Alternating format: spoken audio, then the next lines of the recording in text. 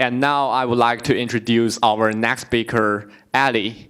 Alizée, circular economy expert and founder of Zero Waste Shanghai, a sustainability consultants company, will talk to us today about how profound a small change of habit can be. It doesn't require us to be perfect or to do it alone, but by showing up every day with one small change and lead by examples. And now let's please welcome Mrs. Alizée with her topic, Zero Waste, Small Habits Will Make a Big Difference. Thank you. Yeah, I'll need this. I will give myself 1 year to become zero waste in Shanghai.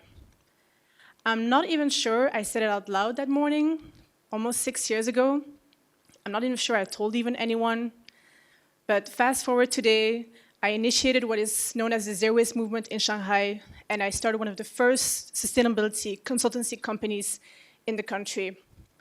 And it all started because I decided to have a compost bin or have a bamboo toothbrush in my bathroom. So today I want to talk about this, and I want to talk about how basically any one of us can just create something big just by changing your habits step by step every day. My life was, when I was younger, was very calm, very peaceful. I grew up in Belgium, surrounded by people who had common lives, common experiences, common thought process, just like me.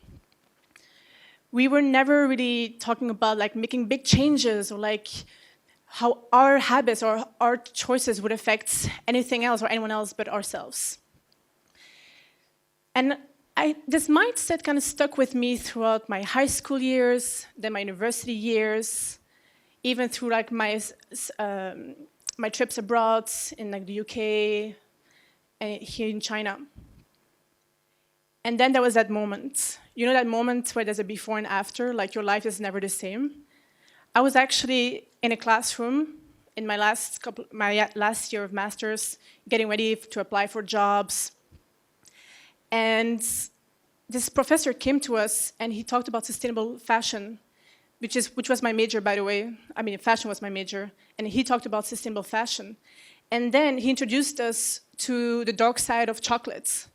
So I'm Belgian, so like I was a bit heartbroken to see the other side of the medal of this incredible product, but also about the other side of fashion. And this week it was a 1-week course, and I was in panic, but I was also excited.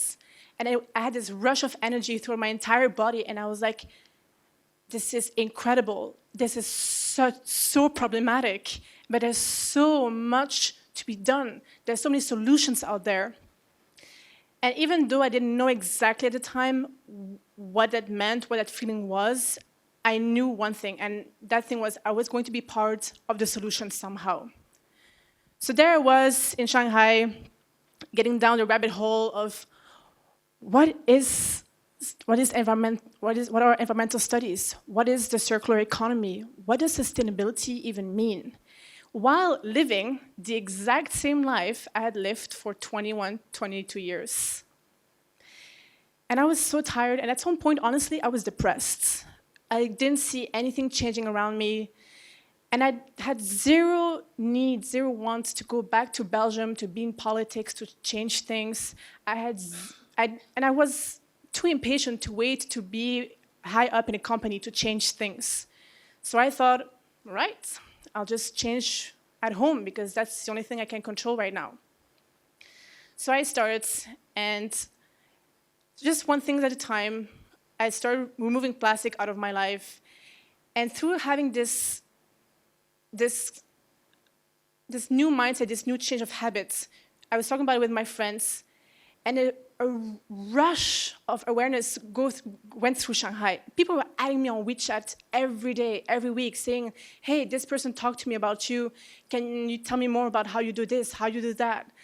And so I was apparently not the only one who had thought about this, because so many people struck.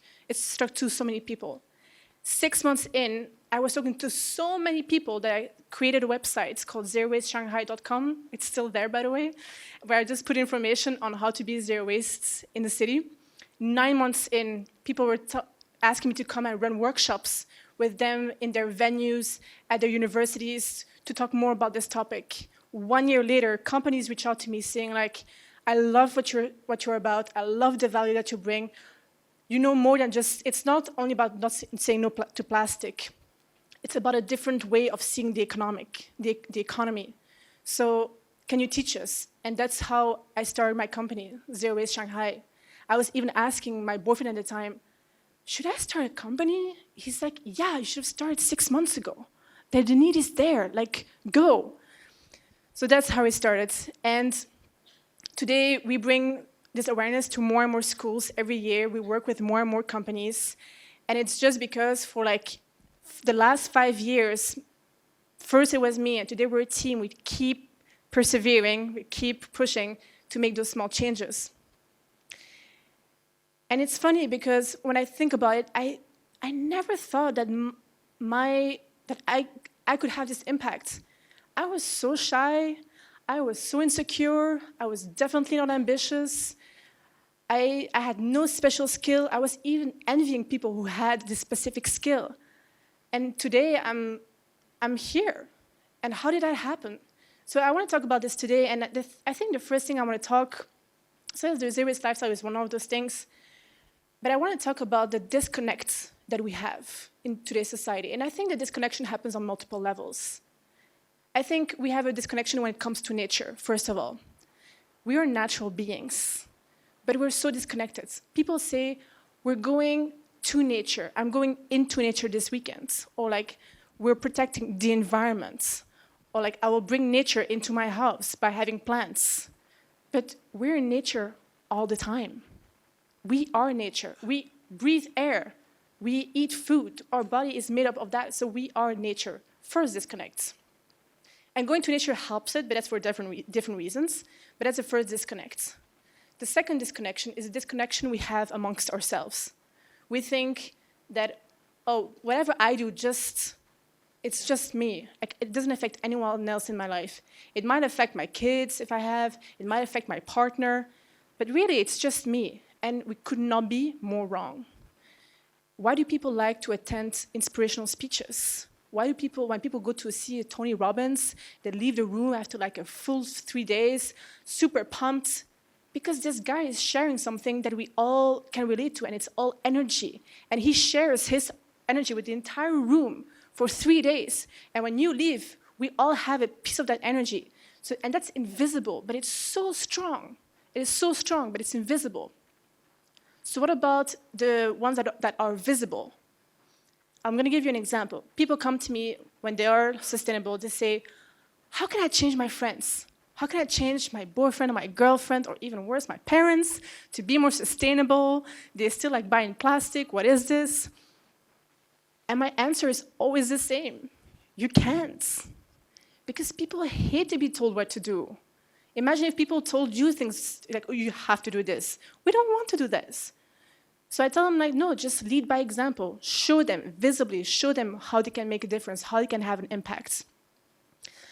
And this goes through like multiple ways. But for example, like we're 26 million people in Shanghai.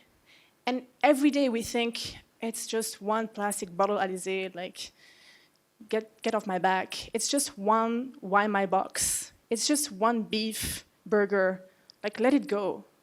But if we all think this every day, can you imagine the impact? But I get it. We don't like to change. It's more fun to change. We prefer to just blame it on other people.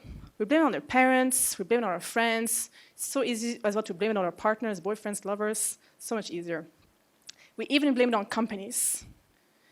It's so easy. Oh, yes, but I don't have a choice. The company is like, they give me the food in plastic. Like, there's nothing I can do about it. It's their fault. They have to change. Yes, but companies are run by money. And the money comes from us, consumers. So if we keep paying companies, then why would they change? Because you're buying it from them already anyway. Companies are structures. The people in them are emotional beings, but the structure It's just money driven, and that's just the way it is. So one thing you can do is to invest, buy from people who share the same vision as you, the same values, because they need your money too. They also need the money to hire the people, to grow the impact. And that's where you can make a difference today, later, in 1 hour. Like, honestly, that's really it's as simple as this. Companies only need a 2% habit change in the trends, in the consumers, for them to shift, for trendsetters to see it and to shift the way that they sell, to shift the way that they produce and consume. And so what if we just in this room already change? That's huge. Then we have the governments. Governments are able to impact society on a much bigger scale. But for us to be able to achieve that, or for it to reach that level, we need to start the conversation with them. And so it will take time. But frankly, the Chinese government, at least for the last 5 years, has done quite some efforts on the sustainability regulations and efforts. And the one that has been the most impactful and that people talked about the most was the sorting law that came out July 1st, 2019. Yeah, I see a couple of people like, yeah, that thing that was so mafan. Yes, but guess what? It's been what, 4 months, almost 5 months that the law came in, that we're all forced to change the way that we dispose of our waste. That takes what, like 2 minutes of your day, 5 minutes of your day, max? But now, the Shanghai municipality just released a report saying that now we know for sure that every day Shanghai produces 9,500 tons of food waste every day. And the current technologies can only process 10% of that.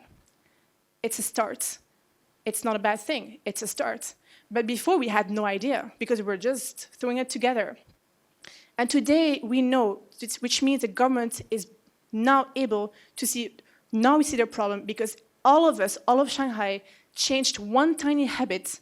The government is now able to make impact on a bigger scale. And that's just the beginning. Did you know that when you burn food waste and plastic waste into the incineration, we have to burn it at 1,200 degrees Celsius? But when you only burn plastic and cardboard and you take out the food waste and you turn that back into value, which is soil, which is much needed today, we are in a soil crisis, we only have to burn at 800 degrees. That's 30% of energy that we save. That's 30% of air pollution that's just gone. What I'm trying to say is that we can blame whoever we want, but at the end, it's a team effort. We need to change so that companies can change, make better products, have a better way of working, and we in our job see it every day. 5 years ago, companies would say, why would I hire you? What? You're going to help me reduce my waste? What? And today, they see value in what we do. They say, yes, please, we need your help because, yes, the government and its consumers, they don't want to buy from us anymore. Like the CEO of a big fast fashion company last week was crying because they lost $10 million US in revenues because the consumers are changing the way that they buy. That's insane. So we need to change, companies change, and afterwards, governments can take over and can even reward the companies who are doing an outstanding job. So the ripple effect, the chain reaction, is not always visible. It's not always bluntly obvious, because we're all just like a thin thread in a big tapestry. And we often just take a step back to look at the big picture. We're just in it. But the moment that one of us changes, whether it's just one morning waking up saying like, I'm not going to use any plastic for the next 50, 100 years, or whether you choose to talk about it with a friend, say like, hey, like, have you seen this YouTube video? Or have you seen this like article in the New York Times that talks about this thing that's maybe inspirational? It's instantly, and it has ripple effects. And just think about the number of times that you told someone to do something. Like, we influence people all the time. So better make it worth it. Make it something positive. And again, it just takes one drop in the ocean. Maybe you will take your cup to your favorite coffee shop and not have plastic. Maybe you will not have your plastic toothbrush and turn it into like a bamboo one. Maybe you'll talk to your dean about, or like your professor about this topic. Whatever it is, whatever you choose to do, just please start today. Thank you so much.